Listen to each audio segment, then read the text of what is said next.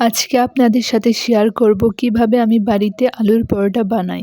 এইটার জন্য প্রথমেই আমাদের প্রয়োজন আলুর পরোটার ভিতরে যে আলুটা দিই সেই পুরটা তৈরি করা। সেজন্য প্রথমে আমি একটা কড়াইয়ে কিছু পেঁয়াজ ভেজে নিচ্ছি। তারপর প্রয়োজন মতো লবণ হলুদ এখানে অ্যাড করে দিয়ে আগে থেকে ম্যাশ করে রাখা আলুটা এর মধ্যে দিয়ে খুব ভালোভাবে ভেজে নেব।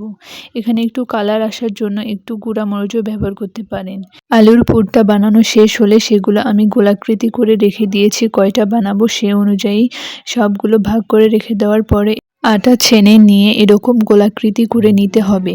তারপরে যে আলুর পুরটা সেগুলো এর মধ্যে দিয়ে মুখ ভালো মতো বন্ধ করে দিলে এরকম হয়ে যায়।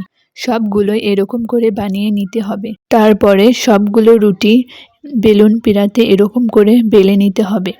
বেলে নেওয়া শেষ হলে সেটা তাওয়াতে খুব ভালোভাবে মুচমুচা করে ভেজে নিলেই হয়ে যাবে আলুর পরোটা। এই তো এইটাই আমার ফাইনাল রেজাল্ট। দেখতে অনেক সুন্দর লাগতেছে এবং খেতেও অনেক মজার। আপনারাও বাড়িতে ট্রাই করে দেখতে পারেন কিভাবে আলুর পরোটা তৈরি করতে হয় এবং খেতে কী রকম লাগে। আল্লাহ হাফেজ।